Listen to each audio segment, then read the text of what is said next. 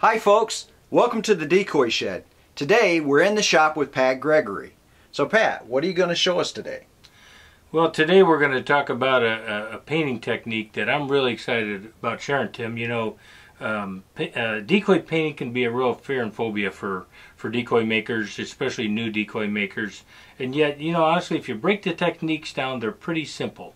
And so what I want to share today is this antiquing technique that Marty shared with me years ago. And what it does is it gives your decoy a nice muted, a nice vintage look to it.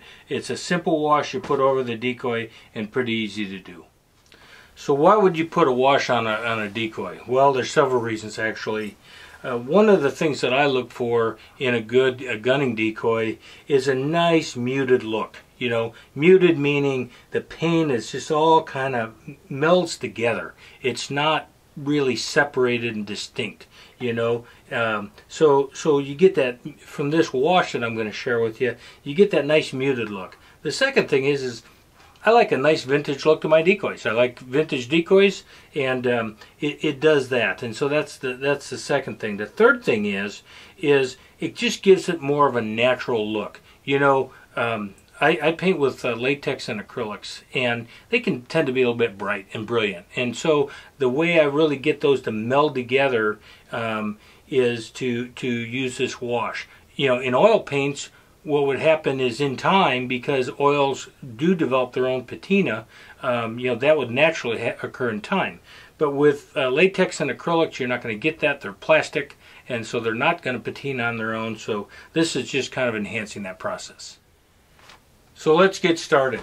What I'm going to work on today and use as an example, I just got done painting some green wing teal. These are gunning decoys. They're solid white cedar with white pine heads. They're all sealed. They're all painted. I've got the latex and the acrylic base coats on them. You know, these are gunners. And what I want to do is I want to put a wash on this today, and to kind of mute this color down. So this is a solid smooth bird. I want to do that. Okay. The second bird I want to do, so you can see it, is a cork bird. This is a green wing teal, Illinois River style green wing teal hen. And cork really does a nice job of picking up the vintage wash, the antique wash. And so I want to do a cork bird so you can kind of see how cork picks that up. And then kind of a little bit of a new phenomenon for me is, excuse me, I've been using the Michigan feather stamps, and I've been stamping birds. And this is a shoveler hen that I recently stamped, and because of the the feather stamps on it, I'm real excited about how this antique wash is going to be picked up in these feathers. So I'll do a smooth bird, I'll do a cork bird, and I'll do a feather stamp bird. The materials you're going to need are pretty simple for this. I get a kick out of sometimes when I'm talking with people, they ask me what kind of paint you use. I say, well, I use acrylic and oils. And they ask me, you don't mix them, do you? Surely I don't. But what I do is, in using the latex and acrylics for actually painting the decoys, I do use oils for this wash, okay? And let me share with you what I do use. There's really two colors that Marty shared with me that I use. This is Winsor Newton, 2 boils. Marty, the formula that Marty Hansen gave me was burnt umber and phthalo green. Those are your 2 pigments you're going to use. And I've modified that a little bit. I've jumped over from burnt umber to raw umber. And the reason I did that is there's a little bit more black in this. It's a little bit darker. I found that the burnt umber got a little orange on me. And so anyways, as far as paints go, it's pretty simple. 2 boils, again, I use Winsor Newton, but raw umber, phthalo green. Those are your colors. Those are your pigments. You're also going to use, as a mixer, to keep it fluid, some boiled linseed oil, okay, to keep that mix nice and fluid. I just use an old boar hair bristle brush, you know, a chip brush. This is a 2-inch chip brush, pretty inexpensive, and I'll use some thinner in there.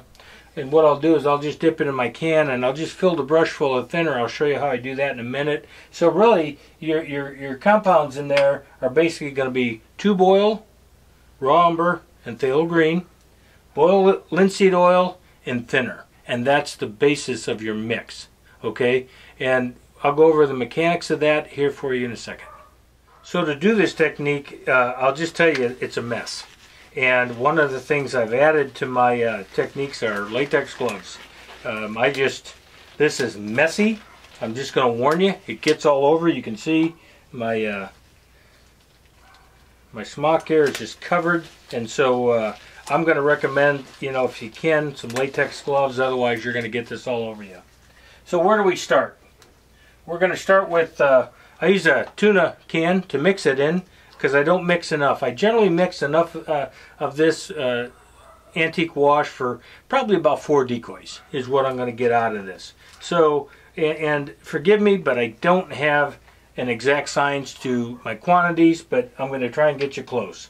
Okay, so what I'm going to do is I'm going to take this raw umber, and in the tuna can, I'm going to put about, I'm just going to say about a quarter's worth of that raw umber. Okay, just about a quarter's worth, the size of a quarter, right? Then I'm going to jump over to this phthalo green. Now here's the caution. The phthalo green is extremely rich. You get too much of that and you are going to be way too green.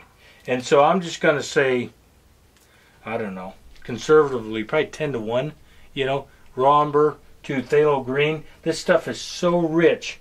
But what this does is it kind of knocks some of that brown and that orange out of it. And so I'm just going to put a smidgen. I mean, it's like a pea size at best.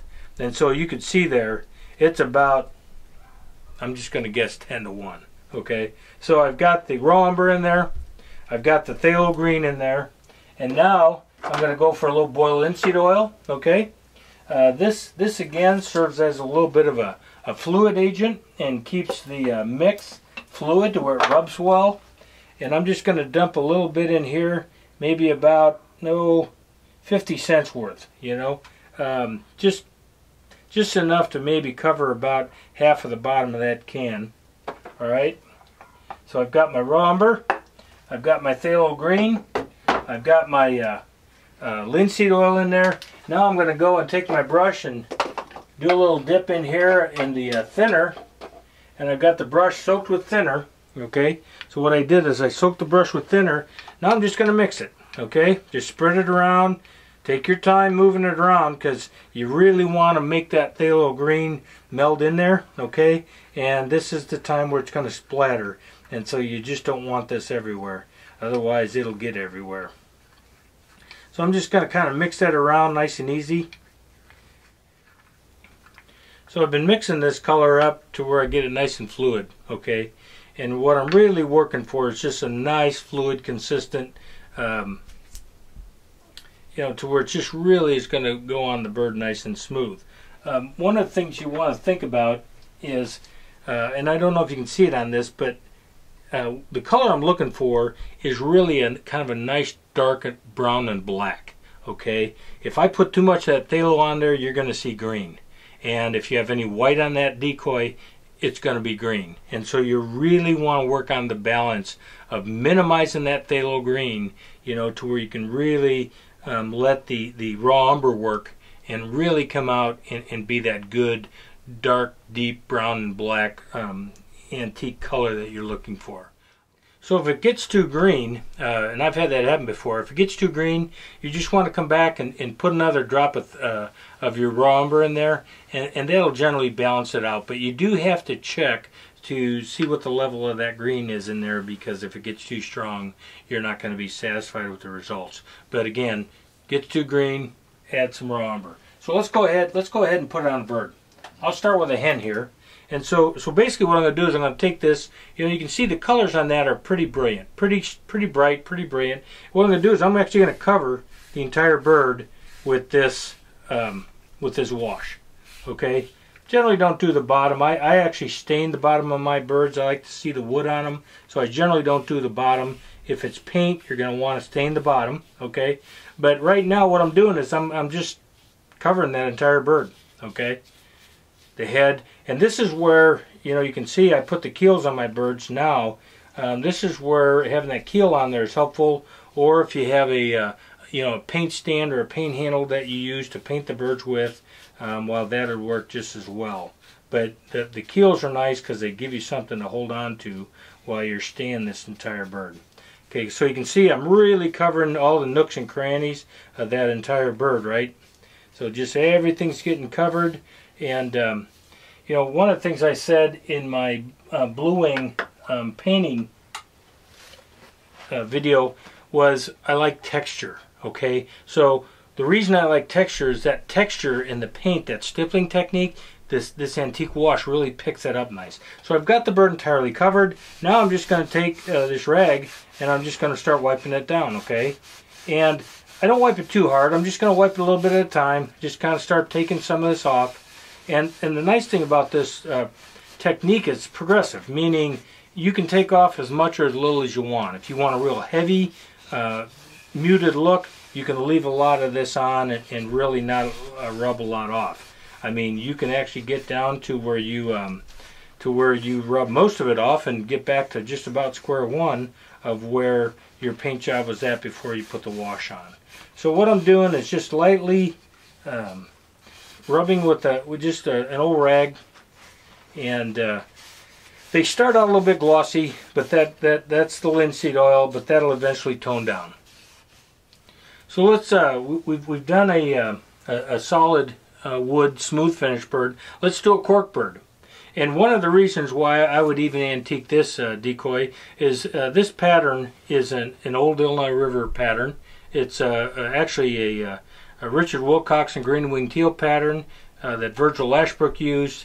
This is from the 1800s, and it bugs me a little bit as a decoy collector and a carver to have a vintage decoy that looks brand spanking new. It's just kind of a pet peeve, I guess. But let's put a wash on this. Okay, so same deal. I'm going to go ahead and fill the brush. All right, and because I don't have a keel on this, I'm going to hang on to the head.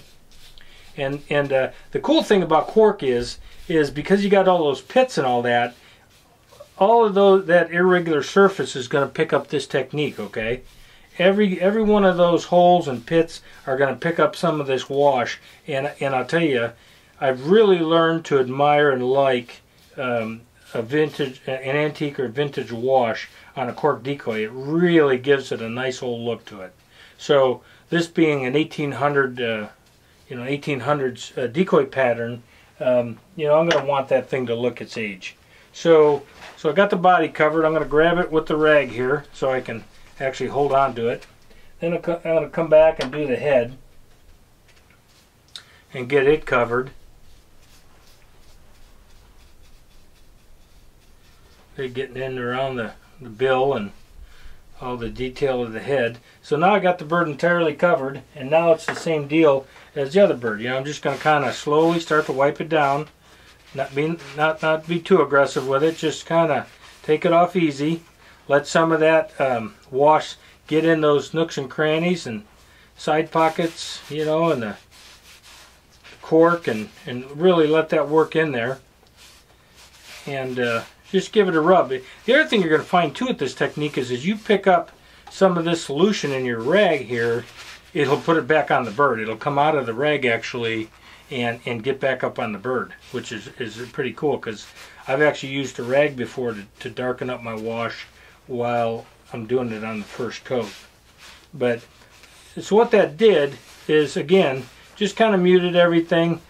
You're going to want to really look the bird over and make sure you have everything, all of it out of there. If you got built up in a little corner or something, get it out of there. But again, what's happened is we just kind of gave it a nice, muted look. Now this is one, because it's a little bit too white, I might come back and hit that again, let it dry overnight, and hit it again tomorrow. But again, it just gives it a nice older look. Although I have Illinois River roots, I'm a big fan of Michigan decoys. I'm a real big fan of Ben Schmidt, the vintage carver from Michigan. And one of the things that the Michigan carvers did is they invented a feather stamp. Okay, what they're looking for is a quick way to stamp feathers on a decoy without putting a lot of work into it and sitting there individually carving them. So they built these steel stamps. And I just kind of got into it myself. I was able to acquire a set of the stamps, and we'll actually have a future video where you'll get to see me use those stamps, and I'll stamp the body of an entire decoy. But I'm real excited about putting our antique wash on. I carved this shoveler hen, and you can see I've stamped the entire body. I stamped the side pockets, you know, I've got the back in there, the wings, you know, the chest, and what I'm really excited about putting this antique wash on the bird, because man, I really believe that this all this stamping, all these feathers are going to pick up that wash, and it's just going to pop. So let's see what it looks like. So same deal. I'm going to go back to my can here, and I'm just going to start filling all these pockets. Okay, just kind of bathing the bird in all of that, and I'm really working that brush to get it down into all those pockets. Okay. And I'm getting down in terms of the amount of my solution here, but I probably got enough to do this bird. And what you're going to find is when you get to the end of that can, that's actually the good stuff, because that's where you really get down into the pigments of that paint. And sometimes I'll just brush it on and I take very little off. Okay, very little.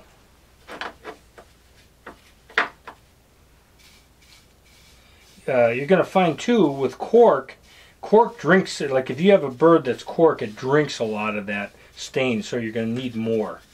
Whereas these smoother birds, it just, you don't need that much on the surface because they're smooth, and it's not like the cork where it just drinks a lot of that solution. So I'm really working this brush hard to get that stain down into these feathers, because you know, each one of those feathers are going to pick up that stain, and we want that to stay in there. Actually, we want that to highlight those feathers, is what we're trying to get out of that. Okay, so just about got this bird covered.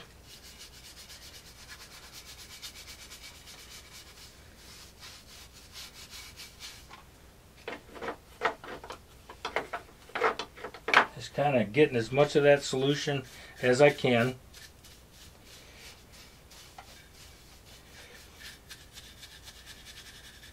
I've had real good luck with helping people with this in my shop. They you know, when you tell them they just get done painting a decoy, and when you tell them you're going to put some stain over their entire decoy, it's kind of unnerving a little bit, but when they get it done, I think they really enjoy the effect. So just covering the head here, and actually getting pretty close to going to wiping this thing down. Okay. And so really, you know, she's pretty well covered there. All right, pretty well covered. Got stain all over, up in those feathers. You know, and this is where you can just spread it around, make sure everything gets covered. All right, set my brush aside, get my rag again. And I'm just going to kind of lightly start to work some of this stain around and work it off. It's kind of nice and easy. If you rub too hard, sometimes you take too much off. You want just kind of a nice, easy rub on that. And what this is going to do, and that I love, is it gives you shadows and shading. You know, some of these nooks and crannies on these decoys, it's going to pick up and really make a nice shaded area for you that's going to give depth to your decoy. Like for example, you know, one of the things I talked about was texturing. If you can see a little bit on that rump, on how I textured that paint, and now all that stain's picking that up. That just really looks awesome. You know, the Ward brothers, they used to they used to stipple the side pockets of their decoys and get that stipple look, and boy, I tell you, it just really looks awesome when you get that vintage look on top of that. Okay, so she's pretty much rubbed out. Alright, just a nice natural vintage look to it. The white is settled down now. It's not this brilliant white, and you know, really she just looks like she just all the paint just flows together, and it's just muted and natural. And you can see too, like even in here where these side pockets where all those stamps just picked up that antique solution, and it gives depth to that. And that's really something that I look for in a decoy. It's just that good vintage look with some depth to it. So one thing I do want to point out, let's backtrack a little bit on why I paint the way I do. Okay, why I do some of the things I do. I don't own an airbrush. I do a lot of dry brushing, but one of the things I do is I dry brush a lot of white on that rump to really, if you look at a puddle duck's rump, it's white. I mean, they just got a lot of white under their rump. The hens do, and so I dry brush a lot of white under there, and then I dry brush that white all the way, down at the bottom of that side pocket and up into the chest. Most of those puddle ducks, they have a white chest on them. The hens do, and then most of their bellies are white. And so what you're seeing there is you're seeing the top part of that white. You're just kind of starting to work up on the decoy, but all that is dry brushed on there. So then when I come back and I do that antique solution, that white's going to stand out, and it's not just one color. Okay, I even did a little bit of dry brushing of some gray on the back of this. So there's some raw umber there's some raw umber underneath on the back, and then I did some light gray dry brushing just to kind of make those feathers stand out and pop a little bit. So anyways, a little bit of dry brushing on that decoy goes a long way. So here's the final product. So what you're looking at is the bird was entirely covered in the wash. I took a rag, I kind of wiped it down, but you can see the whites, they kind of mellowed out a little bit. They're not as stark white as what they were. That tan color that's on the side, same thing. But if you got it to this point and you said, wow, I would like it, I think, a little bit darker. What you're going to want to do is you're going to want to let this dry, okay, at least overnight. I would recommend at least letting it dry overnight, because this will dry to touch overnight. You got to understand, you got linseed oil in there, and that's kind of a retardant when it comes to drying. But you're going to want to let this dry overnight, and then come back and hit it again with another wash. And then you got to decide, when enough is enough, okay? But for me right now, this would be excellent, because what I've done is just to show you the difference between these two birds. If you look at the one on your right, my left, her chest is real white, real stark white, and so on. And then the one on my right, your left, it's more muted. It's more just mellow. It's just a nicer, more natural finish to that decoy than this one. After it dries overnight, I just come back and I use Deft. This is a clear. It's a clear wood finish. It's Deft. I use the satin version, and all I do with this is I give it a real light shot. It's basically flat, and what it does is it just makes sure that wash stays on that bird. So some other things to consider about this technique beyond what we talked about already. Number one is, how often do you do this? Well, I generally do it once for the bird. If I'm going to maybe take them off the shelf and sell them and take them to a show or whatever, and it's really kind of beat or it's worn, I might put another wash on it just to spruce it up. You wouldn't be hurting yourself by putting a wash on at the end of every season, really, because what's going to happen is that linseed oil is going to cure, and it's going to build up a good finish, for the decoy and the decoy paint. So you wouldn't be hurting yourself by doing that. Thanks, Pat. Great technique. Folks, if you're enjoying these episodes, go to the website, click on the Sponsor Our Mission button, and help us in our efforts to preserve this great art. Until next time, I'm Tim Spate. We'll see you in the Decoy Shed.